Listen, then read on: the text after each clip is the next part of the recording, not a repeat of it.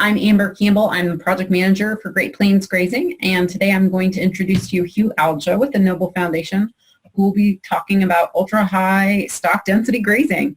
In case you just joined us, I have everyone muted on entry just so that we don't have a bunch of background noise, since there are so many participants. If you have questions, please use the chat function at the bottom of your screen to ask any questions you have of Hugh.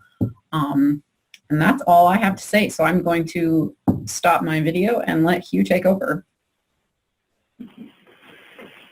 Good afternoon. I'm Hugh Aljo. I'm a pasture and range consultant here at the Samuel Roberts Noble Foundation here in Ardmore, Oklahoma.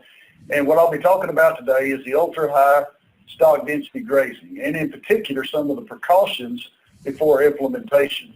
You know, over the last couple of years, we've seen a increased interest in mob grazing or ultra-high stock density grazing, especially as we begin to read some of the media type information, things that are in the grazing magazines, the cattle magazines.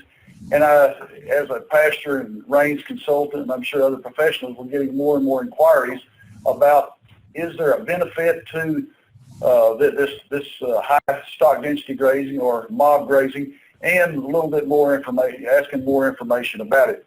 And what I've done here today is prepare a little bit of a presentation, not to deter people that are interested in trying to pursue it, but to add some precautions to it, because as someone who ran a ranch for 10 years and did utilize high stock density grazing, and today I work with several producers that successfully employ high stock density and ultra high stock density grazing, there are some precautions that practitioners need to keep in mind.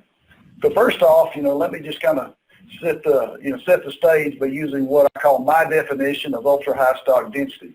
And that is the management tool of using grazing livestock in much higher than normal concentrations to achieve landscape-focused objectives through animal impact, resulting in a long-term goal of enhanced soils, forages, and livestock production. That's long-winded means of saying that using livestock as a tool through their grazing, through their trampling, and some of their behavioral aspects in order to create some desired landscape outcomes. But it has to be practiced with care and some precaution. Now, to get started right, we probably need to be familiar with some terminology that we see within grazing management circles. First off is just stock density, and that's not to be confused with stock and rate. The stock density is the concentration of animals on a given subunit of land at a given moment. It's purely a function of the size of the paddock and the number and size of the animals within it, and usually communicated in terms of pounds of live weight per acre, at least here in the United States. The animal impact is the actions of the grazing animal, the grazing, the trampling, the defecation, the milling around that occurs when the animals are grazing, especially when you put them into high concentrations, and what that impact has on the soils and the plants. The herd effect is the effect on the plants and soils that a large number of animals have on it bunched so closely together that their behavior changes.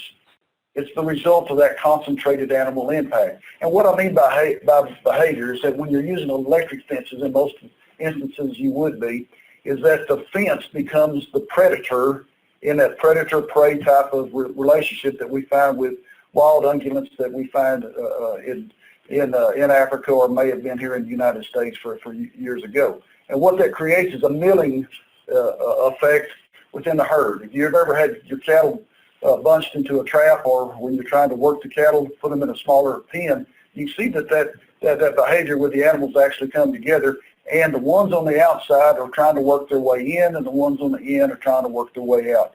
When you bunch them so closely that behavior changes and you begin to see that milling effect, you've probably reached that kind of critical mass that you're looking for to end up with a herd effect. Typically, ultra-high stock density is going to be expressed in terms of pounds of animal live weight per acre in a given unit of time.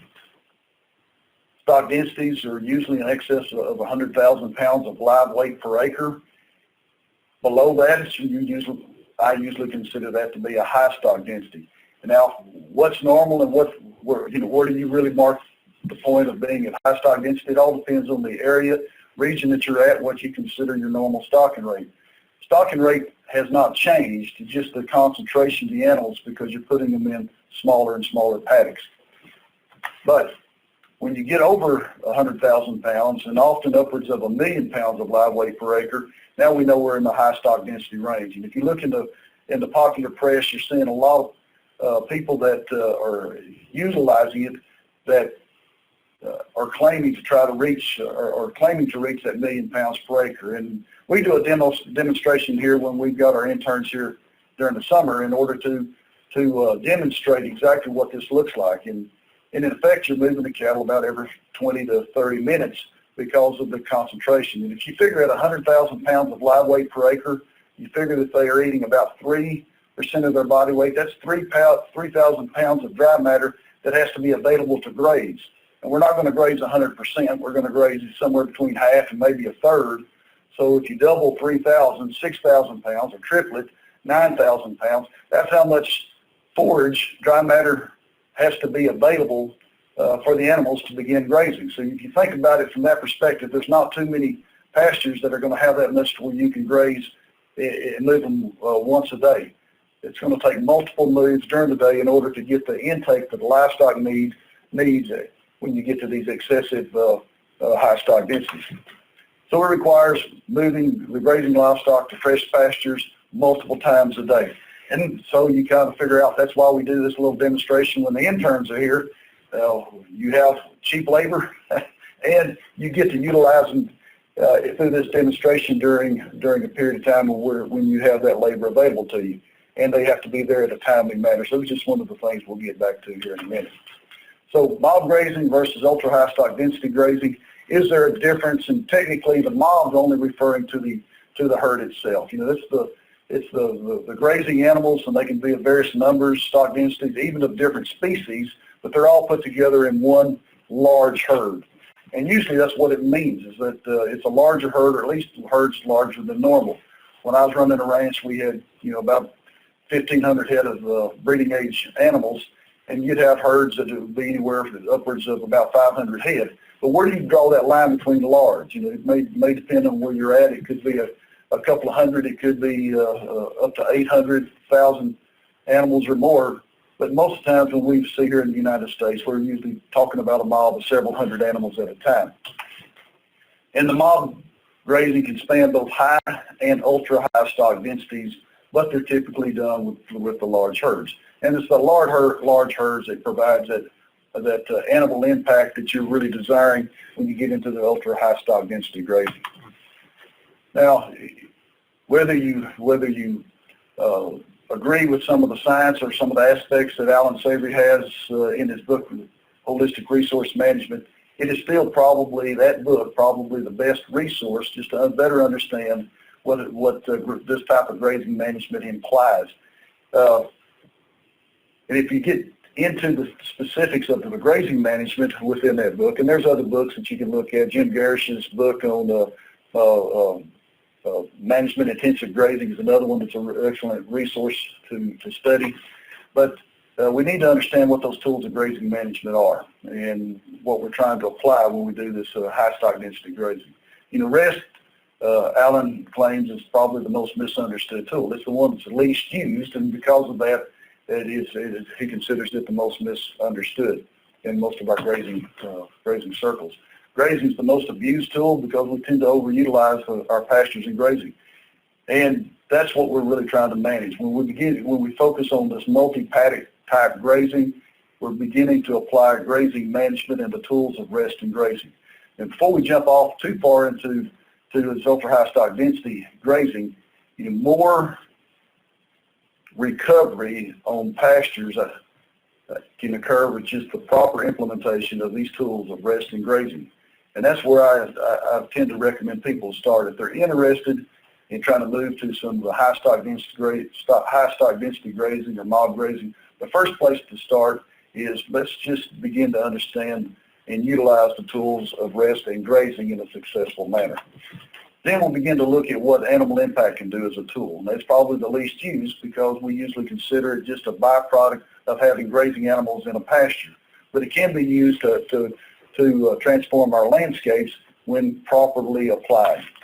And that's through the tool of stock density, which is the most underutilized tool in grazing management.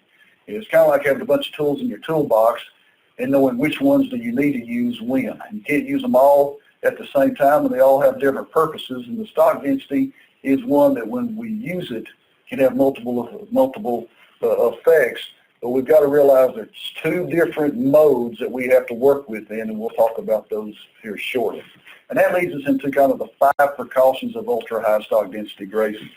The first thing that I take in consideration when people ask about using mob grazing or one of the high stock density grazing management approaches is, one, it's not for the novice grazer or the novice producer to grazing management. It's not a management system. Some people that inquire, they're trying to overcome poor management, and it's not going to undo the effects of poor management. It in itself is just a management tool to be utilized. Again, it's not a system to fix problems. It's a tool to fix a situation. It requires infrastructure to manage livestock and to deliver electricity to the fences. One of the key things when you're putting all these animals into these larger groups, can you water them effectively as you move through the different paddocks, which is really important. Can you handle the numbers in these large groups? Same thing with the pens and facilities. Do you have the right facilities in order to keep those large numbers together, even for a short period of time, so that you can apply the management that needs to be done in a timely manner? And then if of course, in order to keep your costs down, you're going to be using electric fences, making sure that you can provide enough electricity to the extremities of the operation wherever you're going to be utilizing the ultra-high stock density. So it's not for somebody that's new to grazing management, but it needs to be taken into consideration, all the things that leads up to it. It requires a high level of skill and experience in multi-paddock grazing. One of the people that I know that are doing it successfully, they've been doing multi-paddock grazing for a number of years. Most of them 10, 15 years, and they built into the program to where now they're ready for a higher level of management, and that's exactly what it is when you get into this ultra-high stock density. And we'll talk why that's important. And primarily it's because it requires dedicated labor and timely management. If you've got the animals in a small area, you've got to have somebody available to keep them moving. Even if you're using some of these bat latches that are now available, somebody has to set up the paddocks ahead of time so that when those bat latches open up the access to a new pasture, you've got the pastures already there and ready for the livestock to move into it. So it requires somebody to be able to put up the fences, keep the cattle moving, as well as doing it at the right time. Just by staying too long in an area, we can actually do more damage in the short term than what we really intended, which gets back to we're going to have to increase some recovery time, which might not have been exactly what we planned for as the desired outcome. So then number 2, the second precaution I have is start with a goal in mind. Too often when people ask about ultra-high stock density or mob grazing, they really don't have a whole lot of idea why they want to do it, other than they think that it may be beneficial to their range. So what I tend to recommend is, if you're going to do this, you need to pre-identify the target areas where you want to get started. What are the desired outcomes? First, can you identify what the issue is that you want to address? And if you can, then what do you want that outcome to be? And then what's the time period? You want to do it year-round? Do you want to do it during the spring, summer, or is there a more desirable time frame to get the results that you're looking for? And all that comes with having some sort of experience and working with this multi-paddock grazing approach over a period of time and knowing your resources well. And then, are you having success? You probably ought to have in place some sort of monitoring tools so that you can tell whether you're making progress toward your desired goals.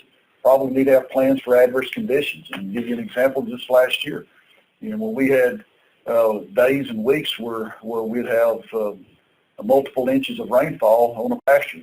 What happens to those pastures when you've got all these animals into these small areas?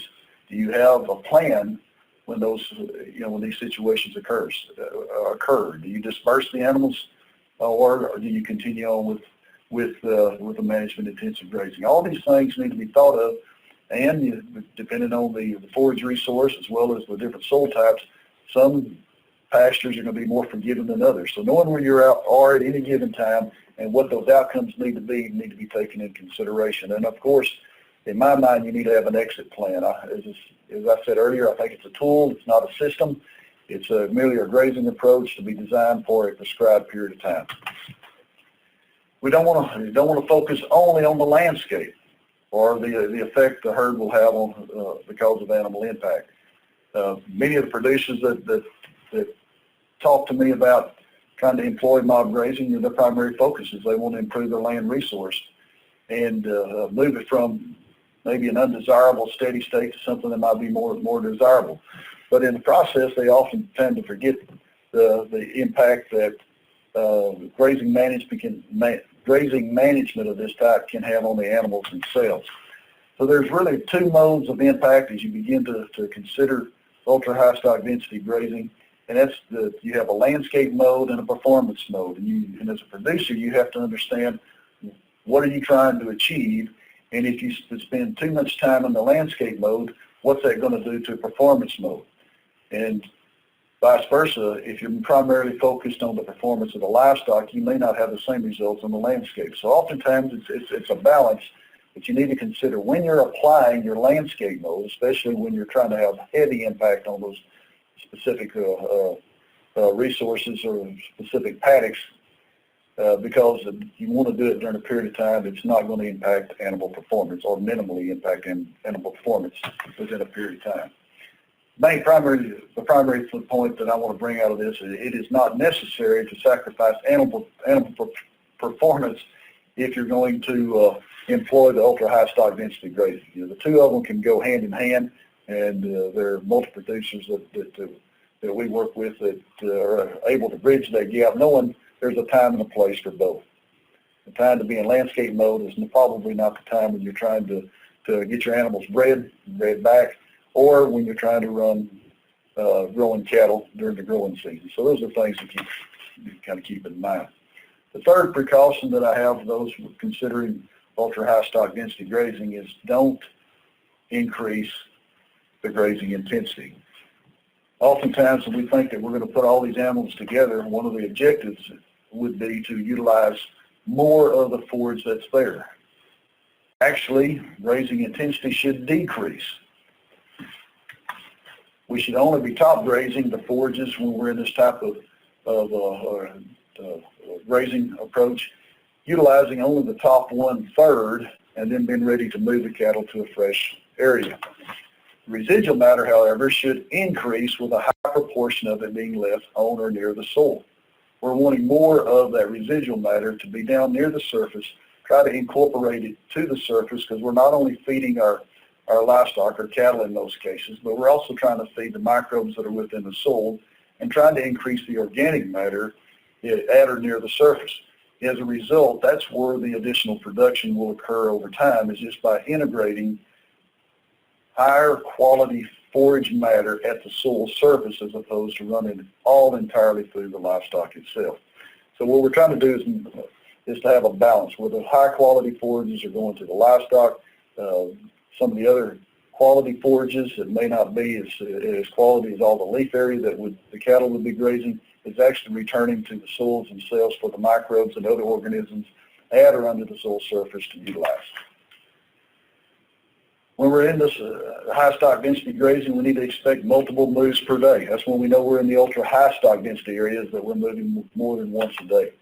And when we do this, we need to expect longer recovery periods with extensive herd effect or excessive animal impact. Again, things aren't always going to go as planned. You're going to have weather events that may impact one area that you're going to have to allow for additional rest or excessive recovery. And that's what we want to be able to do, is plan for that and build that into your recovery periods through your planning aspect.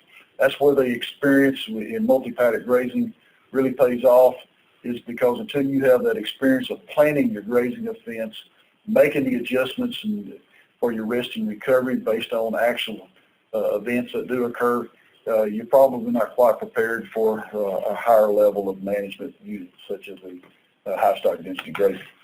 And you want to plan for lengthened grazing cycles. It's easy to put it down on paper to know that you need rest and grazing sequences and allow adequate rest for the different pastures. But as we have greater impact and we're leaving more and more material on the soil surface, some of these areas are going to have some lengthened grazing cycles, and we need to make sure that we have allocated that within our plan. Number 4 precaution is that it does require adequate forage. Oftentimes people that are wanting to go to the high stock density, they're wanting to put animals at higher concentrations than what the actual stocking rate would indicate that his carrying capacity would allow. So we've got to keep in mind the livestock have to be sustained. So even if you're going to an animal to a pasture that doesn't have much forage for the livestock to consume has to be supplied from somewhere, even if it's from off-site. Some of the pictures that we've seen in different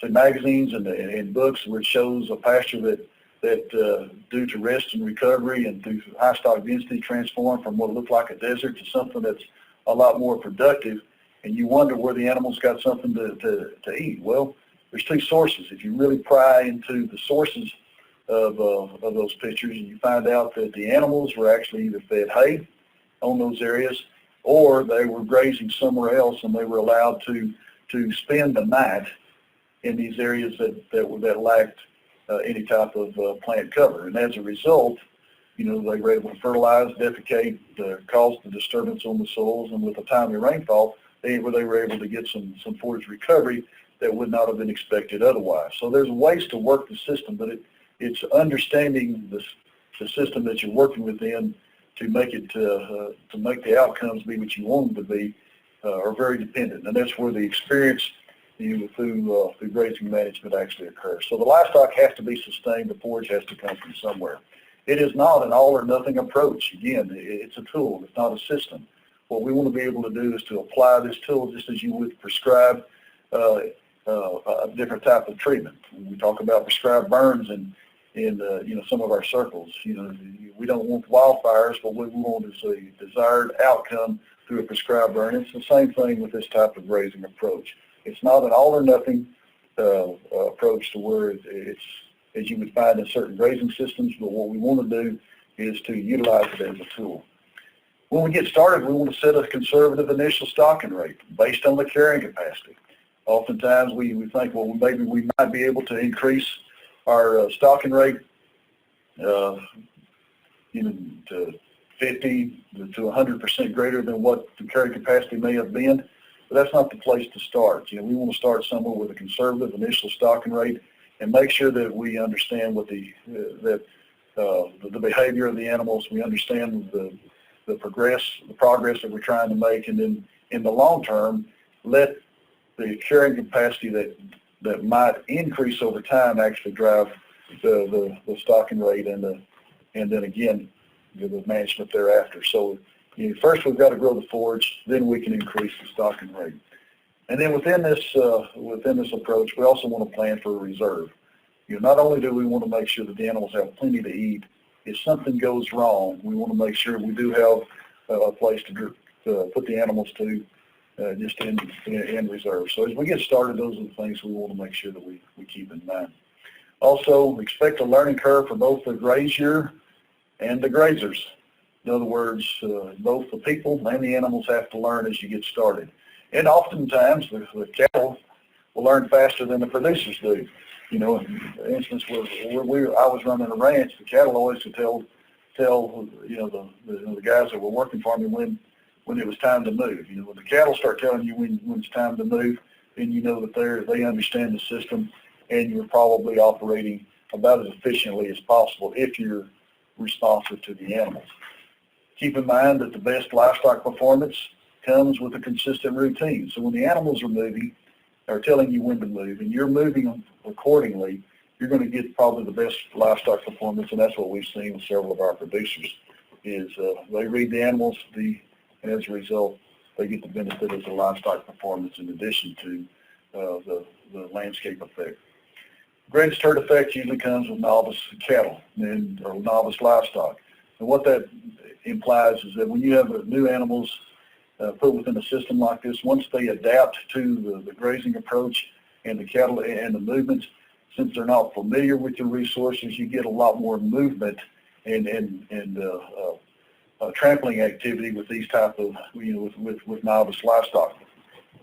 And once an animal is in routine and they're familiar with the property, then it becomes a little more consistent in their pecking order. You find that they move very similar from one pasture to the next. That's usually the difference between having mature animals versus having stocker type cattle. The stocker cattle are going to act more like novice cattle. Your cow herd, once they become familiar with the property, is they'll get into a routine and continue to follow it. Precaution number 5, there's no magical stock density, value, or duration. We hear about that 1,000,000 pounds per acre, but in all cases, the optimal stock density is different for every graze year. We want to keep in mind that the greater the stock density, the greater the animal impact and herd effect, but not everybody needs that high stock density or the animal impact or herd effect. If your pastures are in really good condition to begin with, what benefit is the high stock density grazing going to be?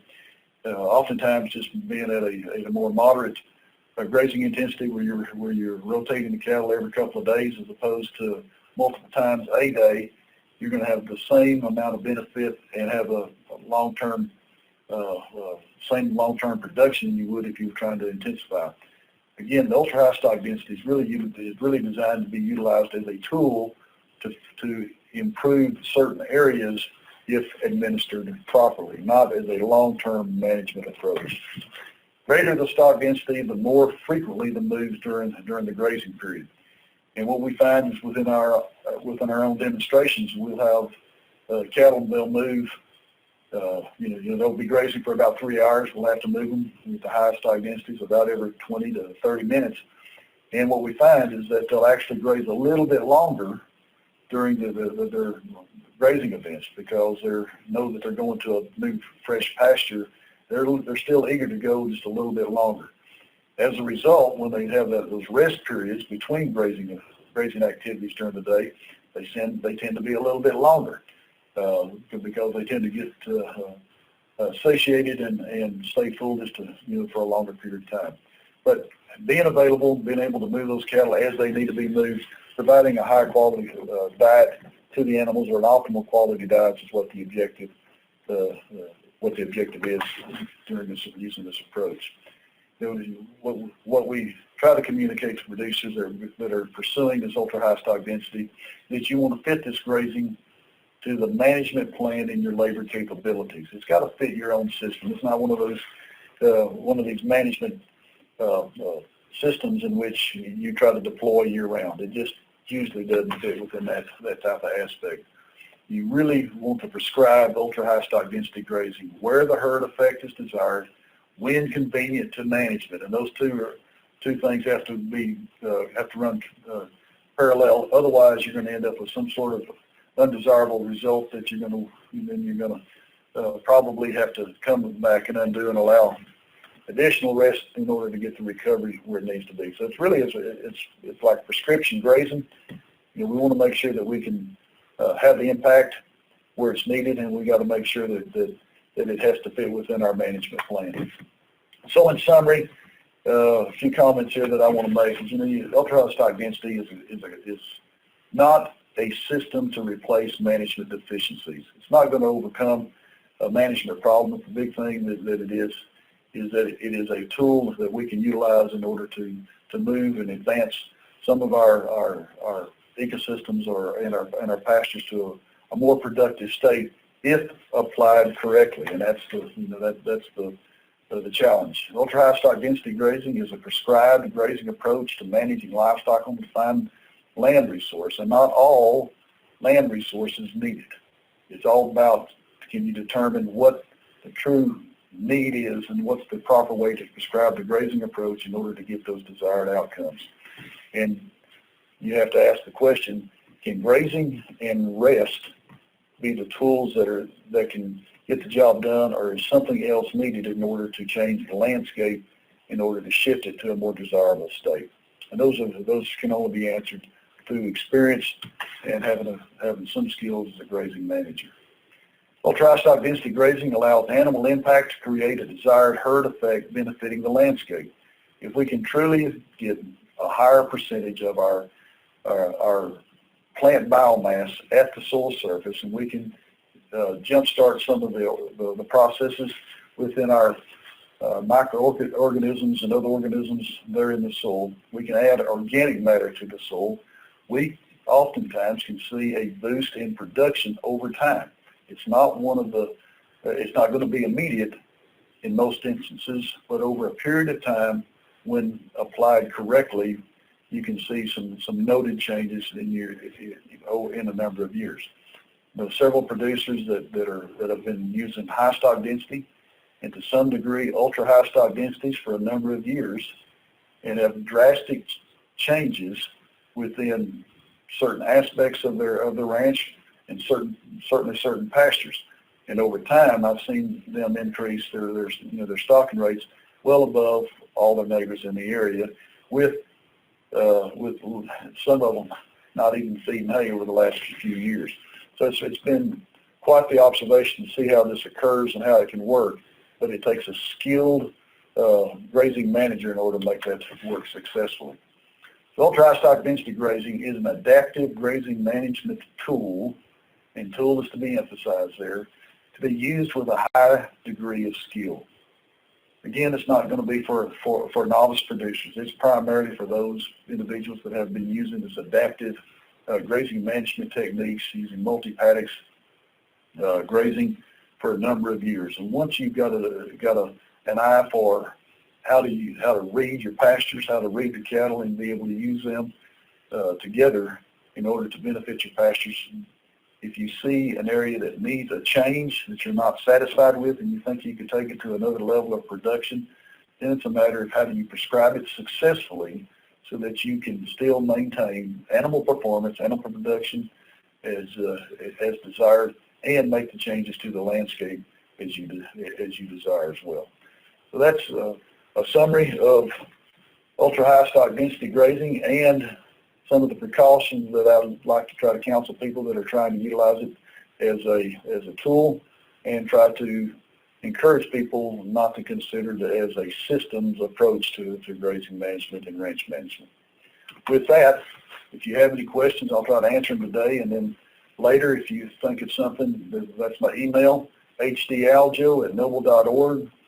It's my office phone here at the Noble Foundation, or you can just look us up there at the Noble Foundation website, which is www.noble.org. With that, I'll take any questions, Amber. All right, Hugh, can you see this question in the chat? I do not. I can read it to you. It says, okay. Give an example of a 6-month grazing program, perhaps the number of acres and the number of head you run. Repeat the question one more time. So they're asking for an example of a 6-month grazing program, perhaps the number of acres and the number of head you would run. It all depends on the situation where they're at. You know, when the people that I work with, they usually have the entire operation that they're in, and they range anywhere from a couple of hundred acres to several thousand acres. That for a period of time, they've got, I want to say, their large herds running together from the time that they get the calves on the ground and they're able to move all the way up to weaning. And after they wean the calves, they usually keep the cows together until they get ready to start feeding. And then they break them into management groups that represent their physiological condition and what they anticipate their nutrient requirements would be through the winter. And then after they calve back out, they start grouping them back up again. So it kind of depends on what exactly what they're asking for. But if I had more detail, I'd probably be happy to answer them. And to do that, they may want to holler at me at the office.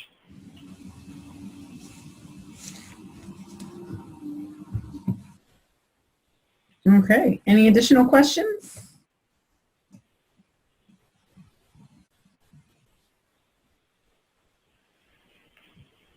For those of you who joined us late, there is a chat function at the bottom of your Zoom screen.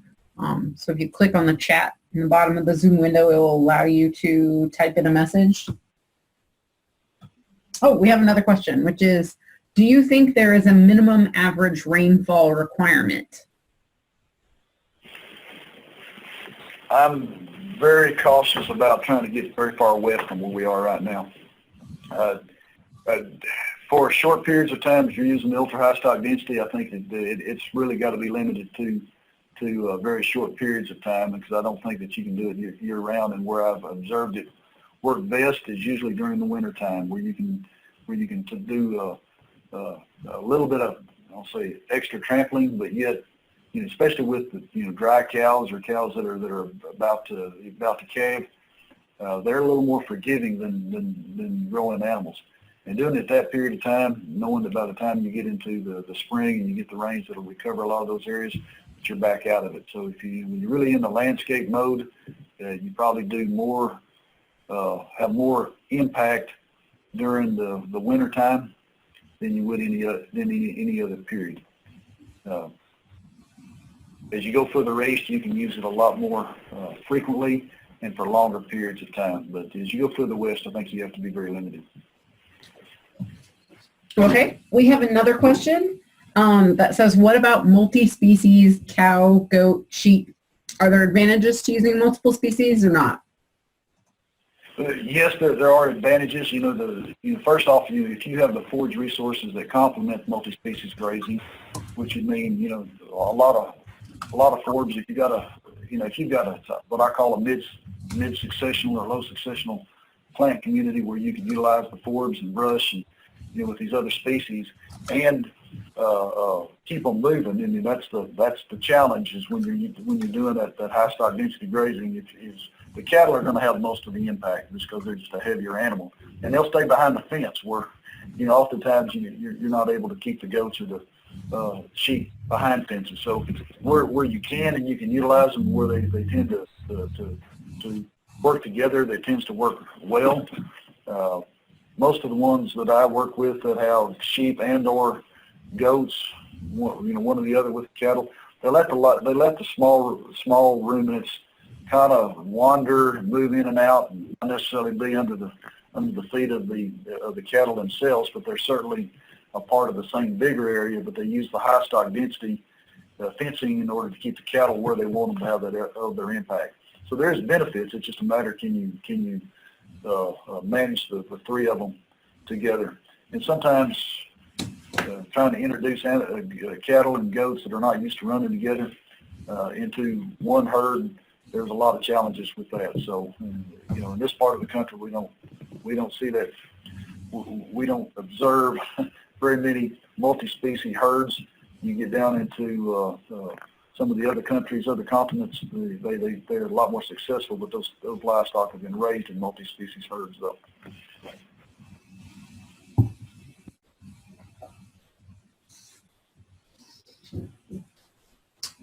Next question, does livestock behavior change in the system specific to watering behavior and mineral intake behavior? The watering, yes.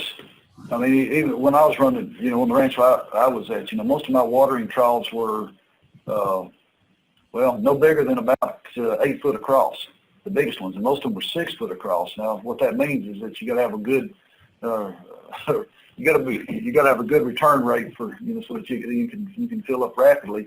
But the livestock, if they have plenty to graze, and you're not limiting their intake, they establish a pecking order, and they're not all coming up at a drink at one time. They go back and forth. If you've got smaller groups, smaller numbers of head, they tend to want to go together. But you get the larger herds when they're several hundred to thousands of animals in one group, they figure out that they don't all have to go at the same time. So they do tend to behave a little bit differently. The same thing with the mineral. You depending on how rapidly you're moving the livestock and what you're actually asking them to consume, their mineral intake may increase at times, and other times you may see that they'll decrease. But typically, the mineral intake does increase with my experiences.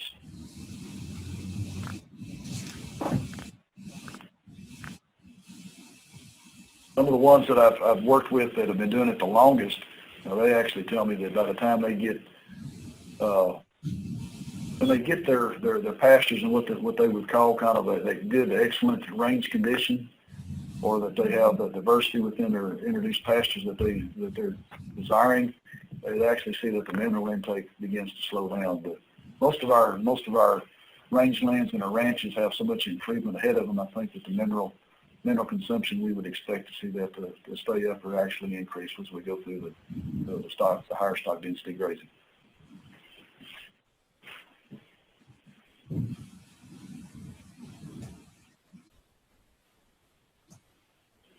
Are there any additional questions? We'll give it a minute or two, just if anybody has any last questions.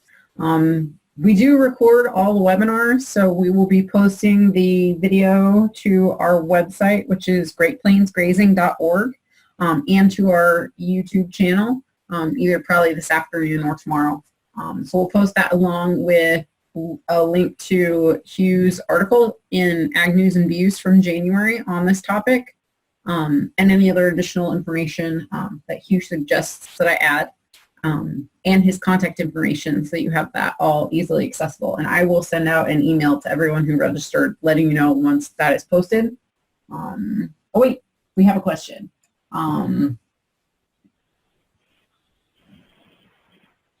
Oh, it's a comment which says sheep will graze a lot less selectively if you are able to control them within a high stock density situation, a lot like running a cow. Oh, and then we have a question which says, would ultra high stock density help with brush control, specifically honey locust trees? Honey locust, yes. But the thing is with the honey locusts, they are so thorny that you could end up with some side effects that they're undesired with with the animals having to as they step on them and tromp on them. And I don't have experiences to tell you what I think on the honey locust. You get into the elms and some of the oaks, and where you get some of the smaller brush species. That ultra high stock density does open up those areas, and cattle actually utilize quite a bit more of that just because of the stock density is so high that they're more so they use more of it out there, and we see that within our grazing gym though.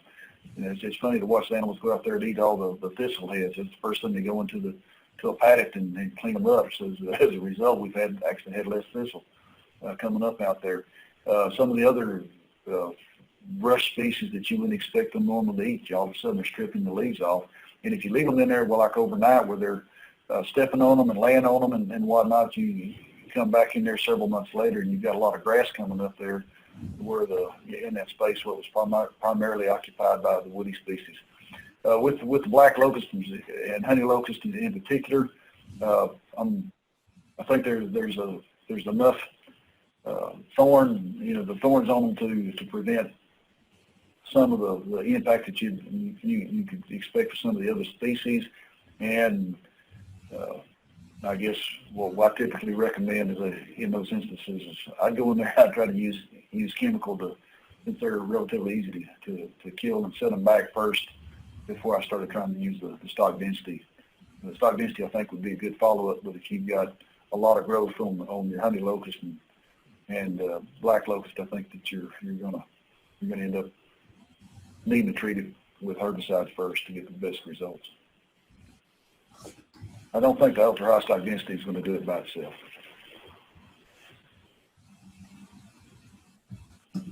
Okay, we have another question which says, have you seen increases in cases of pink eye?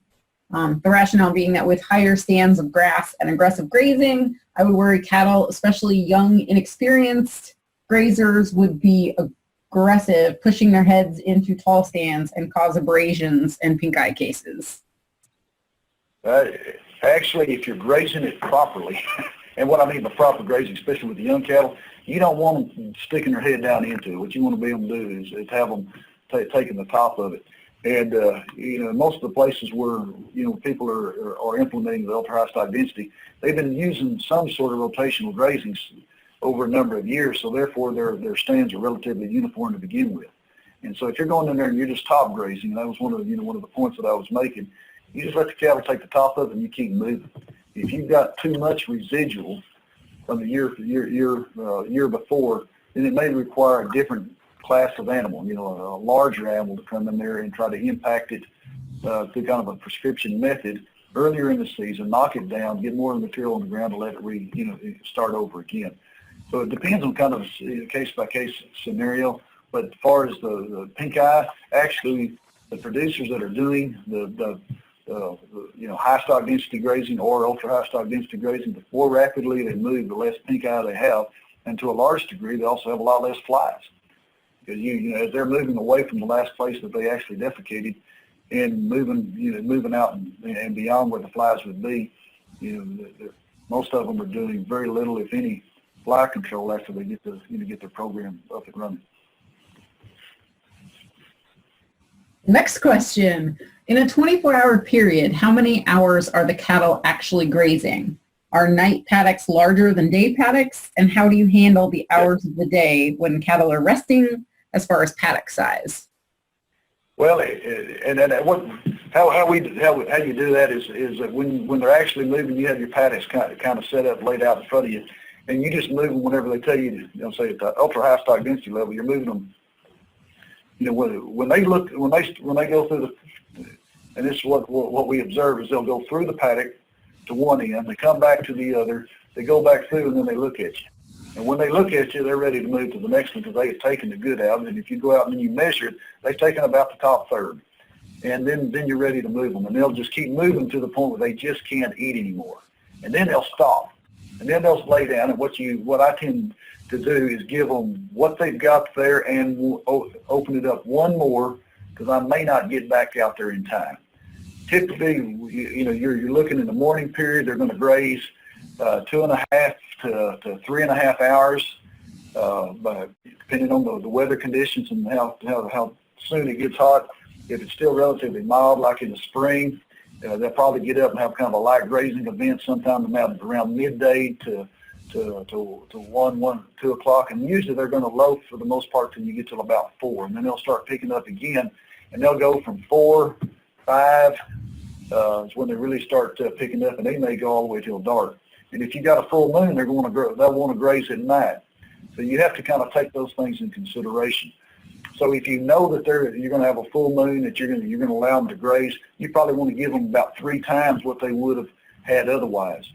Typically, some of the research that I did back when I was in graduate school, we had monitors on the cattle, and we were monitoring their grazing activity from the time that they had. The title of my thesis was the grazing behavior of cattle in a rapidly declining forage regime. So they go from having lots of grass to where we're putting enough pressure on them to where they're basically losing weight for the last week of the study. And you could see how the grazing occurred. As long as there was high quality forage that's out there, they're going to graze somewhere between 8 and 10 hours a day if they've got all that they want. The quality is good. At the point that if quality is restricted, they may graze about the same time, but they're going to graze more frequently and they're going to graze more diversely. They ended up eating a lot more forbs and browse in order to compensate for some of the quality aspects of the grass. When it became short and restricted on volume, they'd graze upwards of 12 to 14 hours a day during those periods of time when they're actually losing weight. So, and especially if it was a full moon, we knew we'd see a little peak in that action when you had those days when you had mostly full moon. They'd definitely go out to about 14 hours when it was restricted. Back when they've got plenty to eat, about 8 to 10 hours is about all they're going to graze.